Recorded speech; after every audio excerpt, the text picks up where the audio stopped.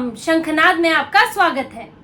जम्मू कश्मीर में पहले चरण के बाद अब 25 सितंबर को दूसरे चरण का मतदान है।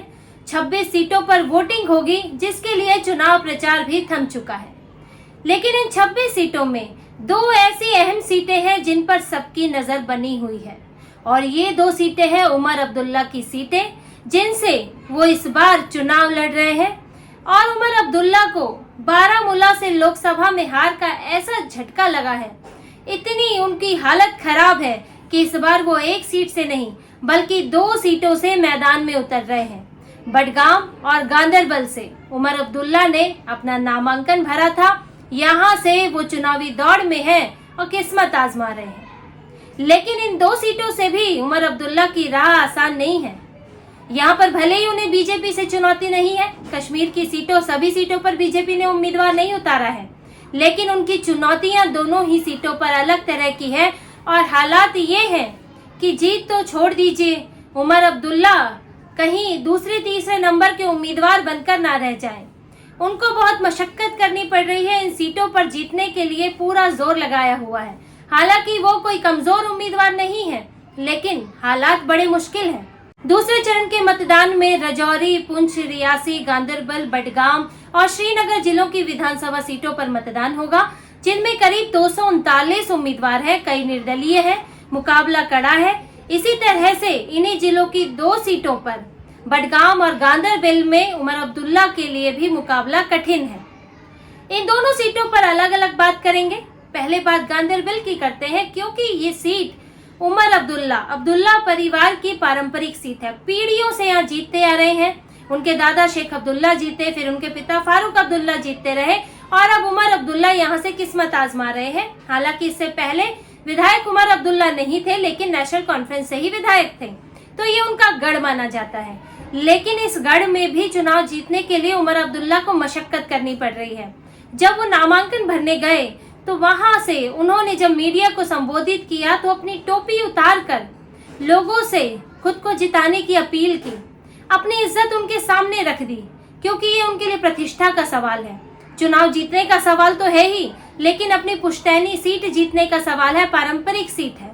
और मुकाबला देखिए कितना कड़ा होगा कि उमर अब्दुल्ला को अपनी टोपी उतार कर लोगों से जिताने के लिए भीख मांगनी पड़ रही है।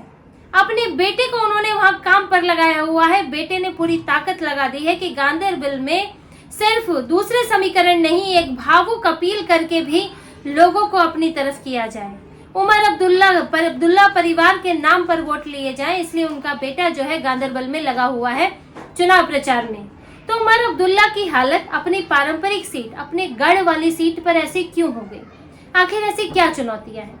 इन चुनौतियों के बारे में आप जान पाएंगे तब जब आप वहां खड़े उम्मीदवारों के बारे में जानेंगे। आप देखिए गांदरबल में कौन कौन खड़ा है। यहाँ के मुख्य उम्मीदवारों में पीडीपी के बशीर अहमद मीर हैं। निर्दलीय उम्मीदवार अलगाववादी नेता सर्जन अहमद वागे उर्फ मौलाना सर्जन बरकती है। एक और निर्दलीय है इशफाक जब्बार, जो कि नेशनल कॉन्फ्रेंस से ही अलग हुए हैं।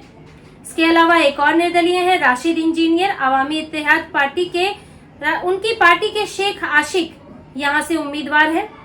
डेमोक्रेटिक प्रोग्रेसिव आजाद पार्टी के कैसर सुल्तान गनी, अपनी पार्टी के काजी मुबीशर फारूक। तो यहाँ से 8 उम्मीदवार मैदान में है। इसमें पीडीपी से कड़ी चुनौती है। पीडीपी के बशीर अहमद मीर, जो यहाँ के लोकल लोगों के लिए एक हीरो की तरह है। सिंध नदी से लोगों को बचाते रहे हैं, बाढ़ की स्थिति में और मुश्किलों में पुलिस की मदद करते रहे हैं। तो यहाँ के लोगों के लिए वो एक मददगार की तरह है, यहाँ के लोकल व्यक्ति की तरह है। और उनके आगे उमर अब्दुल्ला एक बाहरी व्यक्ति बन जाते हैं, क्योंकि उमर अब्दुल्ला यहाँ पर भले ही उनकी पारंपरिक सीट रही है, लेकिन इस वक्त वो एक पैराशूट कैंडिडेट है। वो यहाँ से चुनाव नहीं लड़ते थे। उनकी सीट बीरवाह थी, लेकिन इस बार वो वहां से नहीं लड़ रहे हैं। वो यहाँ आए हैं, सुरक्षित सीट ली है, 2-2 सुरक्षित सीट। तो यहाँ गांदरबल में उनके लिए बशीर अहमद मीर एक स्थानीय चुनौती पैदा कर रहे हैं, और उमर अब्दुल्ला को ये विश्वास दिलाना होगा कि वो यहाँ के लोगों के लिए ही खड़े रहेंगे, और ये भी विश्वास दिलाना होगा कि दोनों सीटें जीतते हैं तो गांदरबल ही अपने पास रखेंगे। अब एक और उम्मीदवार है सर्जन बरकती, मौलाना सर्जन बरकती, जो कि अलगाववादी नेता है। टेरर फंडिंग के मामले में इनके ऊपर आरोप है, जेल में बंद रहे हैं। अब ये चुनाव लड़ रहे हैं। अब इनके साथ ये इतने लोकप्रिय हैं कि इनका ये पहले कहीं और से नामांकन कर रहे थे, वो नामांकन कैंसिल हुआ तो हंगामा हो गया। पीडीपी तक ने सवाल उठाया कि इनका नामांकन कैसे कैंसिल हो गया। फिर इन्होंने यहाँ गांधरबल से नामांकन किया, एक और सीट बीरवाहा से भी नामांकन किया है इन्होंने, वहां से भी लड़ रहे हैं, ये भी 2 सीटों से लड़ रहे हैं। लेकिन ये भी अलगाववादी नेता हैं, तो इनको भी समर्थन हासिल है लोकल लोगों का। जो वहाँ पे मुद्दे हैं, जो 370 हटाने की बात है, 370 लगाने की बात है, 35 से वापस लाने की बात है, ये सब नेता वही बातें कर रहे हैं, भारत विरोध की बातें कर रहे हैं। तो ये उमर अब्दुल्ला से ज्यादा बड़े अलगाववादी हैं, तो इनका समर्थन भी अच्छा खासा है।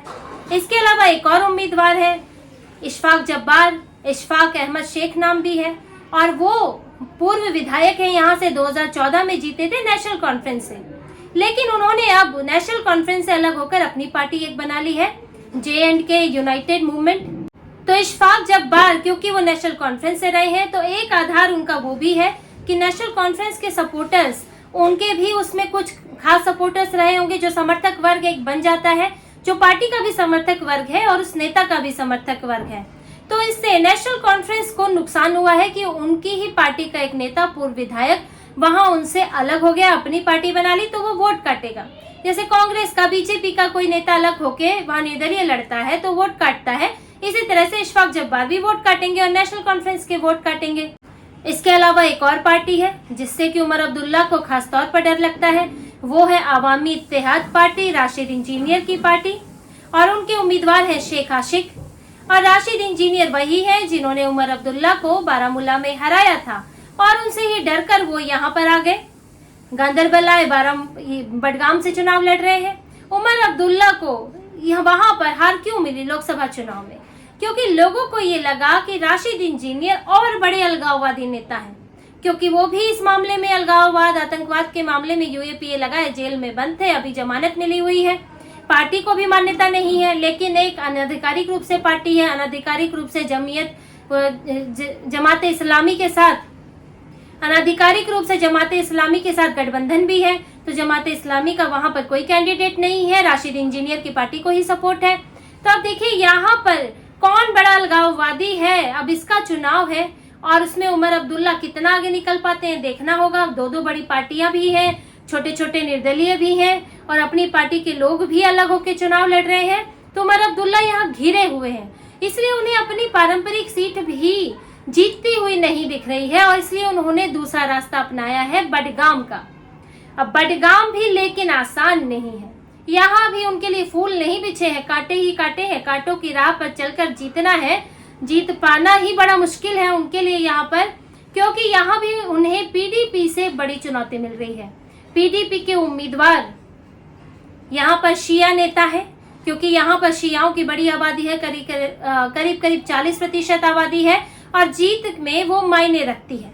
अब यहाँ पीडीपी के उम्मीदवार हैं आगा सैयद मुंतजिर, जो कि बड़े शिया नेता है, धर्मगुरु है, हुर्रियत के पूर्व नेता आगा सैयद हसन के बेटे हैं, और आगा परिवार का यहाँ पर खास तौर से प्रभाव है शिया मुसलमानों के बीच, और इनके परिवार का रुख जिस तरफ होता है, वहां पर मतदाताओं का रुख भी उस तरफ माना जाता है। और इसीलिए नेशनल कॉन्फ्रेंस ने भी शिया नेता को, उनके इस तरफ भी शिया नेता हैं जो कि उनके उम्मीदवार रहे हैं, पूर्व विधायक रहे हैं, आगा रुहुल्लाह मेहदी, जो वहां पर पिछली बार चुनाव जीते थे। और ये बडगाम भी ऐसा नहीं है कि नेशनल कॉन्फ्रेंस का यहाँ पर आधार कमजोर है, नेशनल कॉन्फ्रेंस का गढ़ रहा है, 1977 से जीतती रही है, पूर्व विधायक भी नेशनल कॉन्फ्रेंस के ही हैं। लेकिन अब बात यहाँ आगा परिवार के टकराव की है। दोनों पीडीपी और यहाँ पीडीपी के उम्मीदवार जो हैं और आगा रुहुल्लाह मेहदी जो है पूर्व विधायक है, ये दोनों चचेरे भाई है और आगा परिवार का यहाँ प्रभाव है। तो अब लोगों को चुनना पड़ेगा कि किस परिवार के किस सदस्य की तरफ जाएंगे। अब रुहुल्लाह मेहदी जो है वो यहाँ पर चुनाव नहीं लड़ रहे हैं, वो उमर अब्दुल्ला को सपोर्ट कर रहे हैं, और उमर अब्दुल्ला उस परिवार से नहीं आते।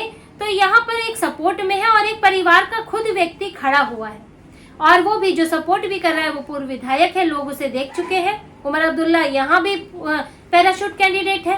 तो यहाँ पर सबसे बड़ी चुनौती उन्हें आगा परिवार से ही मिल रही है। कुछ और उम्मीदवार भी हैं, लेकिन यहाँ जो वोट कटने का डर है या हार का डर है वो इन्हीं से है, पीडीपी उम्मीदवार आगा सैयद मुंतजिर से।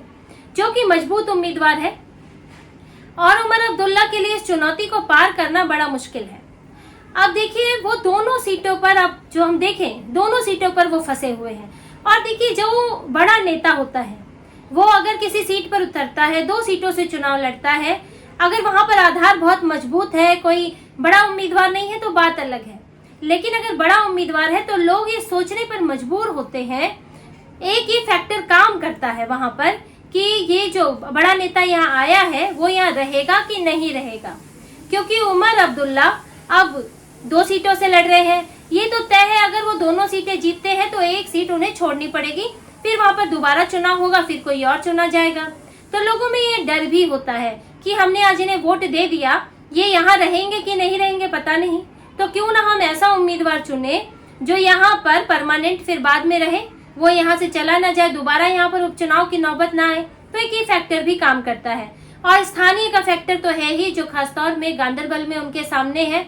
तो उमर अब्दुल्ला जो कि पूर्व मुख्यमंत्री हैं, नेशनल कॉन्फ्रेंस के अध्यक्ष हैं, इतने बड़े नेता हैं, अब उनके लिए चुनाव जीतना इतना मुश्किल हो गया है, ये तो कभी सोचा भी नहीं होगा उमर अब्दुल्ला ने, जो कि आराम से चुनाव जीतते रहे थे, गांधरबल से भी जीते थे, एक बार हारे भी थे, और बडगाम भी उनके लिए आसान सीट रही है। लेकिन अब वो चीजें नहीं रही नेशनल कॉन्फ्रेंस के लिए, जब से 370 हटा है, जब से यहाँ की राजनीति बदली है।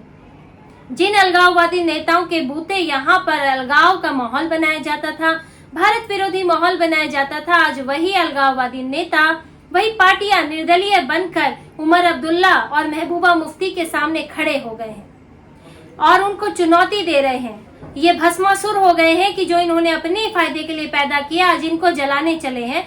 और यही मुश्किल दोनों पार्टियों के लिए है। पीडीपी भी यही मुश्किल का सामना कर रही है। महबूबा मुफ्ती चुनाव में नहीं उतरी, बेटी को पारंपरिक सीट से उतारा है, बिजबिहारा से उतारा है, वहां भी जीतने के लिए मशक्कत करनी पड़ रही है, क्योंकि इनके सामने अपने से ज्यादा बड़े अलगाववादी खड़े हुए हैं। और ये दोनों पार्टियां एक दूसरे को तो चुनौती दे ही रही है। तो ये भी है कि ये जीते ना जीते वो तो एक अलग बात है, लेकिन हो सकता है कि किसी को भी बहुमत वाली या इतने वोट ही ना मिले, किसी सीट पर वोट इतना बट जाए। और विधानसभा चुनाव है, थोड़ी बहुत वोटों के अंतर भी मायने रखता है, कुछ हजार वोटों का अंतर भी मायने रखता है। तो ये कोई बड़ी बात नहीं होगी कि इन दिग्गजों के सामने भी सीटों पर निर्दलीय उम्मीदवार जीत जाए और बड़े स्तर पर जीत जाए। कश्मीर में पीडीपी नेशनल कॉन्फ्रेंस से ज्यादा हो सकता है कि निर्दलियों की जीत हो, और कश्मीर में इस बार ये देखने को मिल सकता है, क्योंकि हालात बिल्कुल अलग है और सभी लोकतंत्र में हिस्सा ले रहे हैं। पहले सिर्फ यही 2 पार्टियां लेती थी और दूसरे इससे दूर रहते थे, लेकिन अब सभी हिस्सा ले रहे हैं, किस्मत आजमा रहे हैं और सभी जीतना चाहते हैं। तो इसी तरह की और खबरें और विश्लेषण आपके लिए लाते रहेंगे। हमसे जुड़े रहिए, सब्सक्राइब कीजिए, कमेंट कीजिए। बहुत बहुत धन्यवाद। जय श्री राम।